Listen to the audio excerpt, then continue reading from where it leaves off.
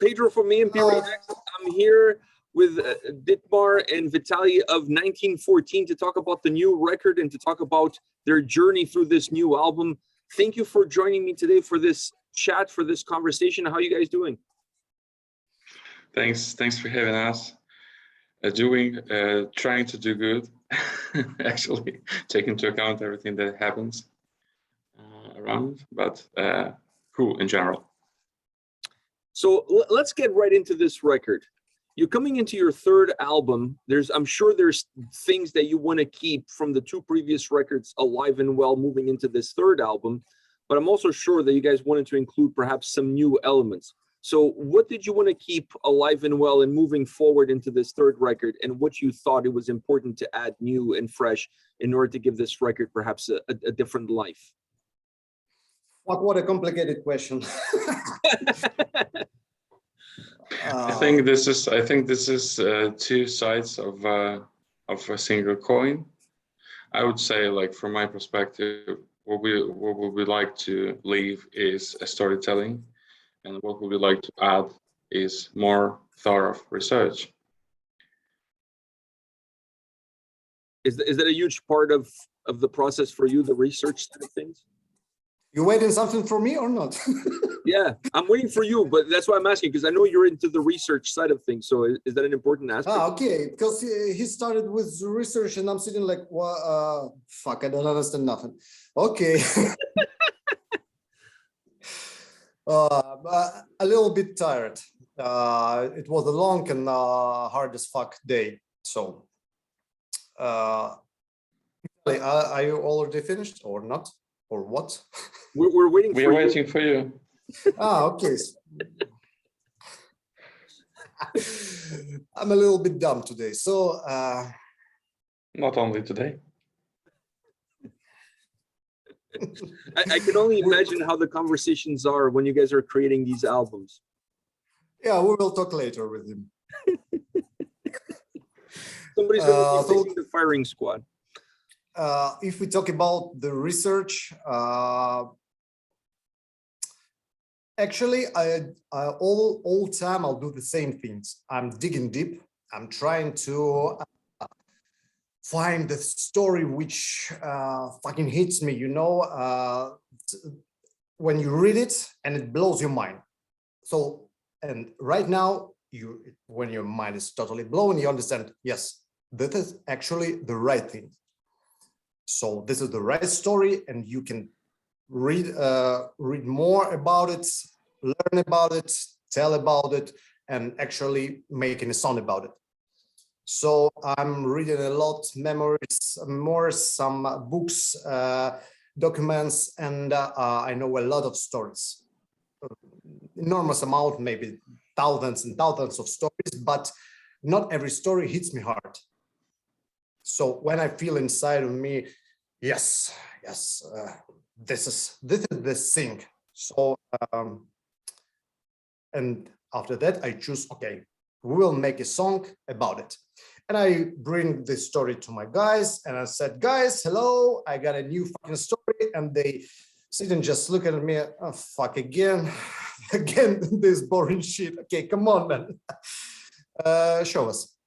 So this is how we communicate and collaborate in general. So how do you go from the story to the sound of the song? How much does the actual story itself impact the creative process when you're putting these songs together? It can be one day or 1 week. It depends. Actually, if I'm just reading a few books and it hits me hard, I just need maybe 5 minutes or 10 minutes to sit down and write down all the lyrics. You know, just it can be 5 minutes because I'm already got it in my head. The music, the riffs, the whole lyrics, and it's already here. And I need just 5 minutes. And after that, I bring it to my guys, and they said to me, as I told you. Yeah, Dima is joking, but in general, he's also very inspiring for us because I don't have a degree in history. And I'm inspired by him, and I'm inspired by the way he presents these stories. And though the music is like more on other guys, but very often we have a request like, hey guys, I feel such vibes with this story. Could you please give me some more like slower or faster or more aggressive or less aggressive or more dirty? And yeah, so together with the story also come the vibes of the future song, I would say. The two intertwine with one another. I come together with a story. Yeah. I felt listening to this album, Where Fear and Weapons Meet. By the way, I love the title of the record, because if there is one definition of war, it's definitely where fear and weapons meet. I really feel like that really describes it well. So I love the title of the record. And I have to ask you guys this. This album to me felt more together, and it felt like it had a better fluidity from beginning to end. Is there something that you see that this record perhaps has differently that allows the album to have that better connectivity between the songs, even though they're not necessarily one following the other? They're all individual, but I felt like the whole experience from beginning to end was more cohesive, was better put together. As for me, it's just a logical evolution. That's all. As musician, as storyteller, so as for me. But maybe I'm not a musician at all. This guy with guitars, he's a musician. Maybe he will explain it better. But just recognize, where's your fucking awesome kitchen? I'm actually not at home right now. I'm actually at work. I hope nobody, don't tell anybody. I'm doing this during my lunch hour. Mm-hmm. Okay. So today you're not going to get my kitchen. Maybe next time. Mm-hmm. So as I understand, you will cut you in some Photoshop, and after that you will fit you in the kitchen environment, something like this. No. You know what I need to do? I need to take a picture of the kitchen and then create my background on Zoom as the kitchen background. Maybe that's what I need to do. You're just giving me great ideas. You're giving me great ideas. Maybe that's what I need to do. Okay, some awesome background. Thank you. I appreciate it. My wife disagrees, but I'm glad that you like it. So she thinks it looks kind of messy. It is what it is. It is. Okay, Vitaliy, maybe you will explain us something. So I cannot explain anything. You did good work. So Vitaliy, how do you explain that fluidity? Is there something that you try to add to the songs in order to give this record that sense of togetherness, or is just like Ditmar said, a little bit of the experience that you guys now have, that you guys have gained, and how you construct the albums? It kind of comes more naturally. The experience matters, actually, but this time we simply didn't have enough time to sit long enough on this composition, on thinking about how the song should flow from one to another. I would say that 100% everything came out naturally, like intuitively, I would say. We just were creating songs, and it happened that they were firmly tied together, let's say. Urgency dictated it. Some urgency, the states you were creating it in after sitting a year in a lockdown without possibility to do anything normal, you used for more to that side. One big important thing about, in general, our album. Our bass player started with a huge alcohol production. So he owner of his own alcohol brand, small alcohol brand, and he produced and provide for us a lot of moonshine, local moonshine, schnapps, some some gin and others. Some brandy, some bourbon. Yeah. Wow. So that's why this album is so fucking awesome. Well, that doesn't sound to me like it's a little alcohol production. I mean, that seems like a wide variety of options that you guys had on the table. It's not like it was just some beer or some moonshine. I mean, there's a lot. It's wide for this 5 people from the band, but it's too small for the world. But no, enough for us. Maybe you guys should release your own 1914 alcohol Yes, thing. we have it. It's always there. Oh, It's already there. all right. We have it.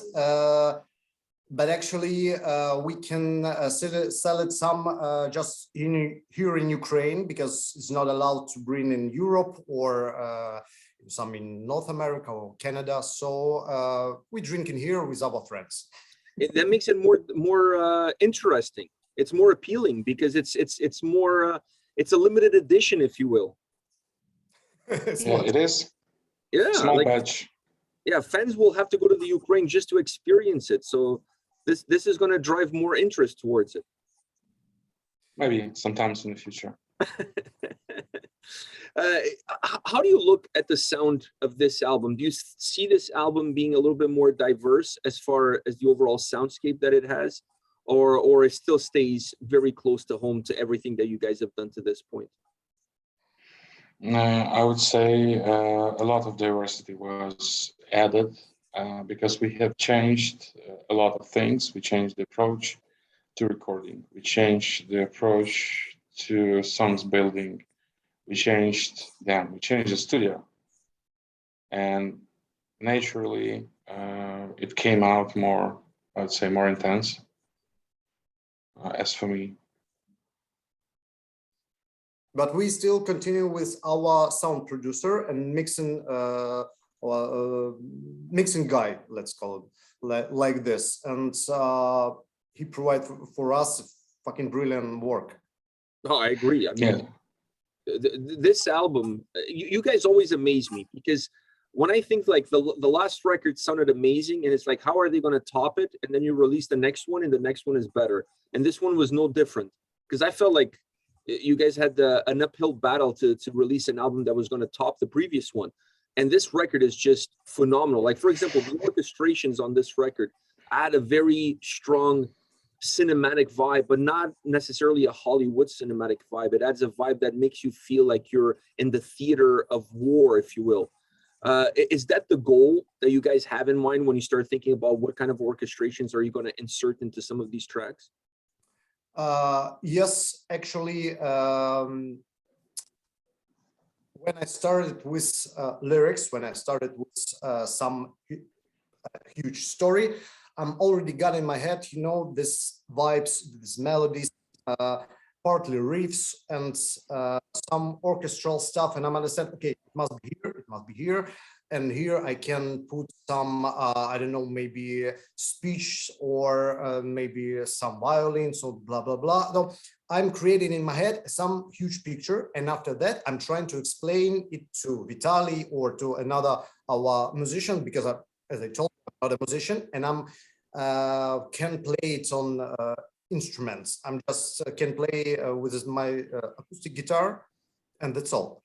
And those guys preparing a huge, making a huge work, and all my ideas, sometimes stupid ideas, sometimes not, sometimes always chaotic ideas, they just creating and making normal riffs, normal songs. And after that, I'm working with the samples, with the sounds around it, making them more, as you told, cinematic. Yeah, because sometimes I remember working on one of the songs. We thought maybe adding some pianos here, or maybe cello, or maybe a violin, and then it transforms into a huge symphonic part.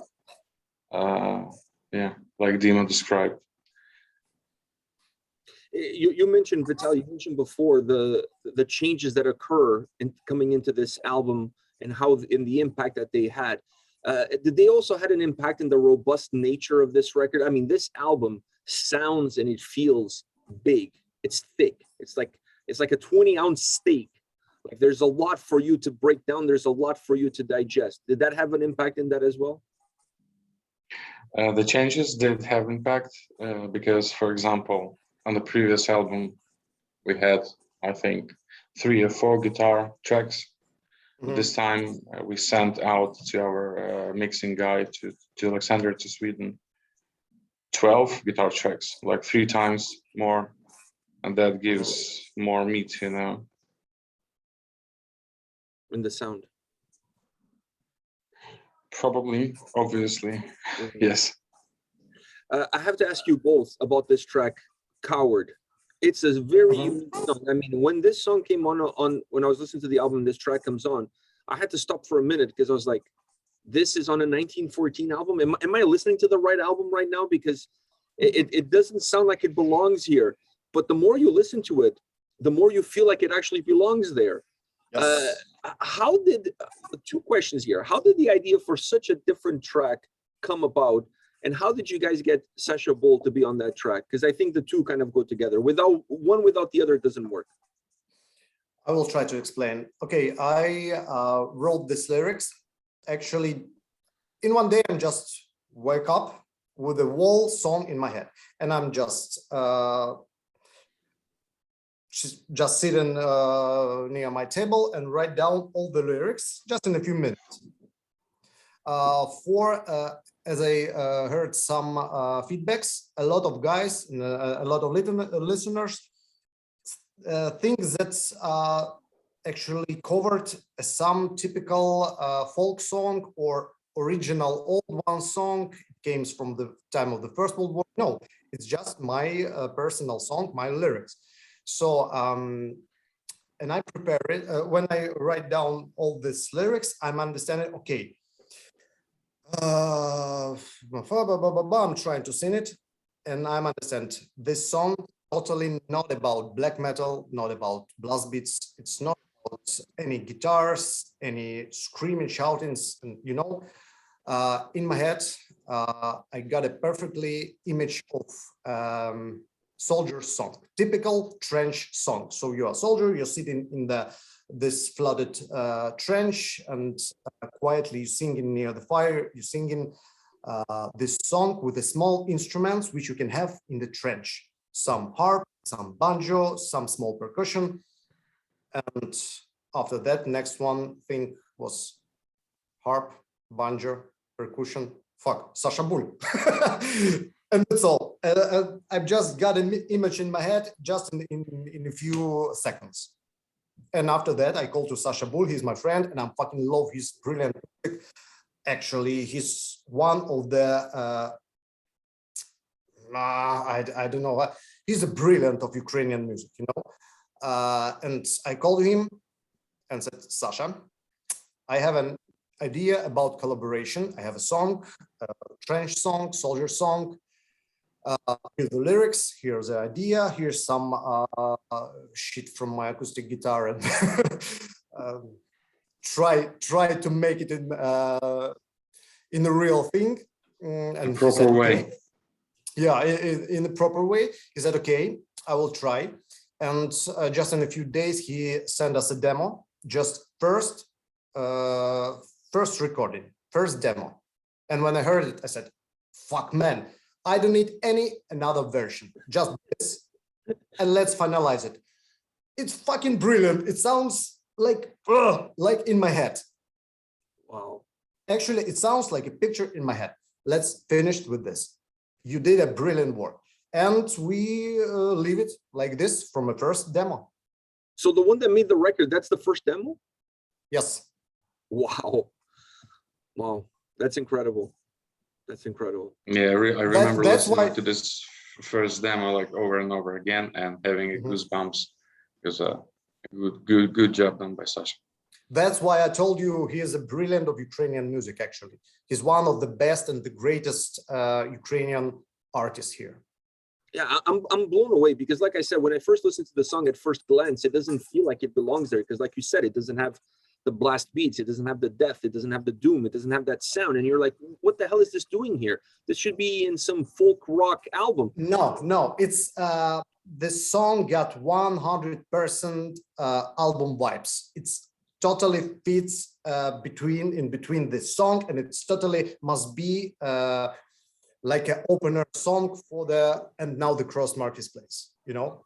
So these songs collaborate together. So now let's go into that song, because now you got Nick Holmes from Paradise Lost on that track. So is he also your friend? Did you just pick up the phone, or you send him a pigeon? Like, how did it work? Yeah, you know, we're drinking a lot in some in pub, and I said, "Come on, Nick, let's go singing." No, just to explain in 2 words, we are Paradise Lost fans, like die-hard fans, long-time fans. Just imagine having your favorite singer. I'm on already your got album. I'm already got all their vinyls, tapes, CDs in my collection. Every album. You know, I'm a huge fan of Paradise Lost. Vitaliy too, and Vitaliy, sorry. Yes, no one doubts my fanship of Paradise Lost. Yeah, that's basically all I had on that, collaboration. Dima wrote the song, he extracted the letter from archives, and we were talking about who could do, we wanted to do a clean vocal chorus.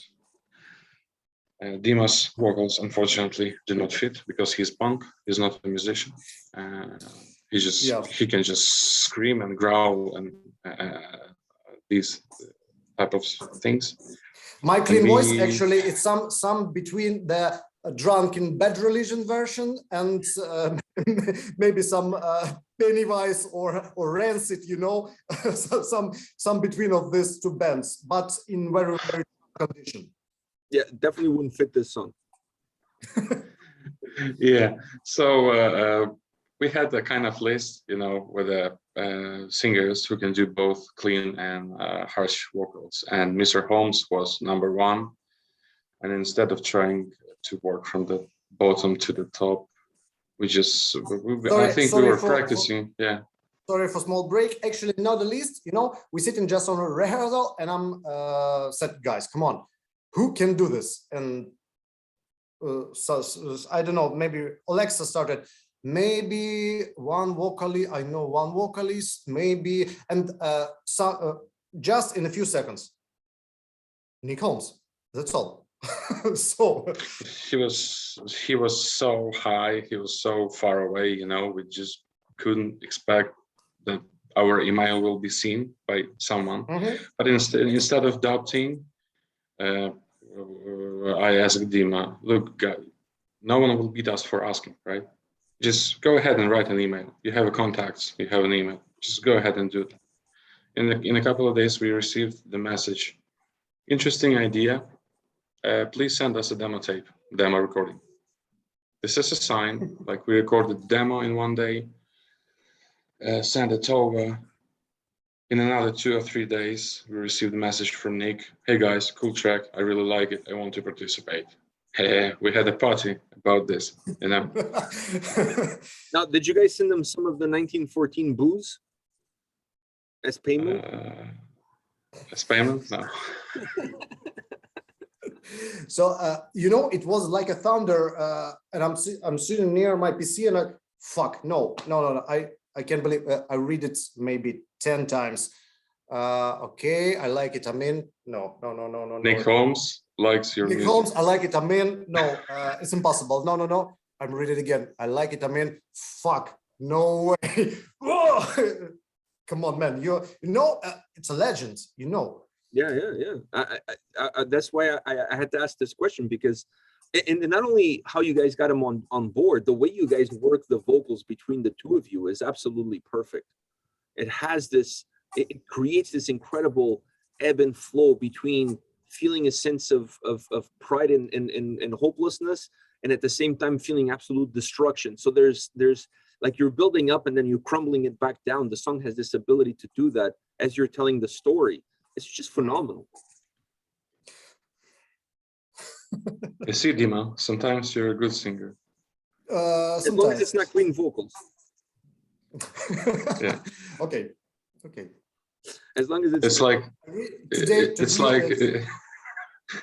I'm unable to play guitar solos and you're unable to sing. Actually, Vitaliy, maybe at your Facebook page today, or not I didn't remember. I'm just read a comment. Oh fuck, he's at last he normally singing. He learned how to sing. I'm laughing. Yeah, I love this kind of comment. Well, I think you're not giving yourself enough respect for what you do with your vocals, because I actually wrote down a question to ask you about your vocals, because I really feel like there's also been, Vitaliy already mentioned the process of evolution musically in terms of what you guys have changed from the first record to this album. But I also feel like your voice has definitely improved in terms of your delivery, your tone, the emotion that you bring out of the lyrics from the first album all the way into this one. I felt like in this one, you're able to define the emotions within the song and from song to song a lot better than you were in previous records, which perhaps was more direct, more of that punk drive, if you will. Do you see, maybe for you it's hard to see, but maybe Vitaliy sees it. Do you guys see any changes, any differences from that first record to this album as far as your vocals? Just a small thing. All 2020, I'm not thinking at all. We're just living like, in some cryogenic sleep, like anabios, and that's all. I'm not singing. I'm even do not try to play something on my acoustic guitar or something like this. No. I spent all the year without anything, without any music from my mouth. That place. Yeah, but you got it. This way, it's totally 100% about emotion, my personal emotion. So that's why maybe you always got the right understanding of our song. So I appreciate it, really appreciate it, because you understand it. So in this case, talk totally about my emotion. I also must subscribe under your every word in this question, Pedro, because I remember the process of the recording, and it was totally about that, totally like about transferring those emotions. Like he's singing a part about some guy fighting like 20 people in a trench. It cannot be like straight away. It cannot be very direct. It should be hysteric, And he sings another part about the letter to the mother of a dead soldier. It cannot be hysteric. It should be doomy. Mm-hmm. And this time it was completely about the emotions. And actually, I'm not a musician. I'm not a singer. I'm a storyteller. I'm not trying to sing with a different school or with different types of vocal. I don't know how it's. I'm just a storyteller, and I'm got a lot of my personal emotion. I live with these stories. I sleep with these stories. I'm digging those dead soldiers, and I'm always got a lot of emotion. So my singing is not about type of harsh vocal or some blackened type of vocal or death metal vocal. No, it's totally about just emotion. Because the thing, actually what you hear came not from my mouth. It came from my head and it came from my heart. And I would name a third place, but not in this interview. I don't think you have to name it. I think we kind of get where you're going with this one. But was there a challenging track, perhaps above all others? Was there a song that stands out in your mind from this record that was really difficult to finalize? Americans or Colonial?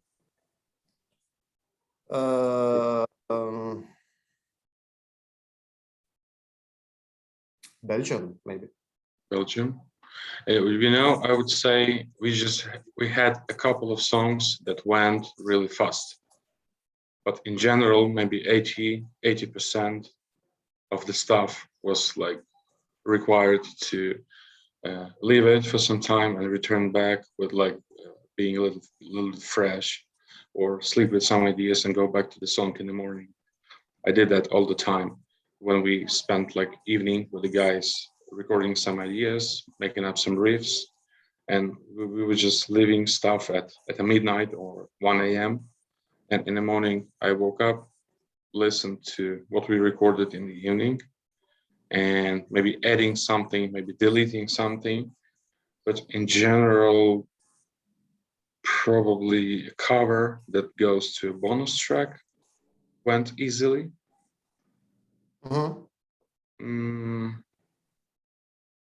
Even the Okay. Vimy Reach was hard, yeah. So hard if you talk about songwriting was pretty challenging, I would say. Well, that's really. You forgot about Green Fields of France. Green Fields of France. I was playing the song when we were recording the Green Fields of France. I didn't remember the parts. I was just playing like until I remember, then I stop, learn the next part, and then record the next part. Yeah, so number one goes to the Green Fields of France.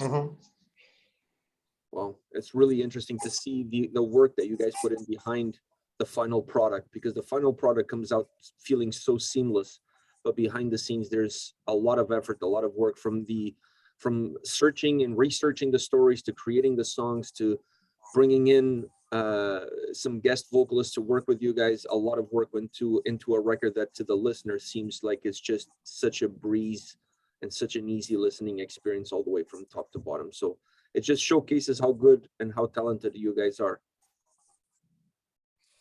Thank you very much. It's a compliment. For these warm words. Yeah, it's a compliment. You should take it. You should take it. Yeah, actually, all this evening we just received the compliments from your side, and I'm just sitting like, wow, which you guys are such a cool man. Someone likes you.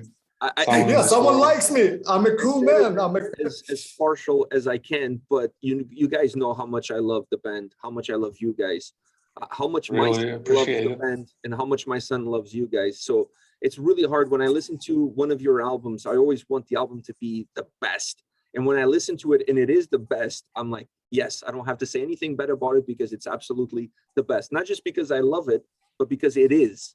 So you guys make my life easier. Thank you. Thank you. And your videos make our life more fun. Well, I appreciate that. Well, on that note, guys, thank you very much for your time today. It was a blast having you both on the channel. It's always a pleasure. You always have a home on this channel. And like I said, huge fan of you guys. Keep doing what you're doing. And hopefully 2022, I'll get to see you guys live.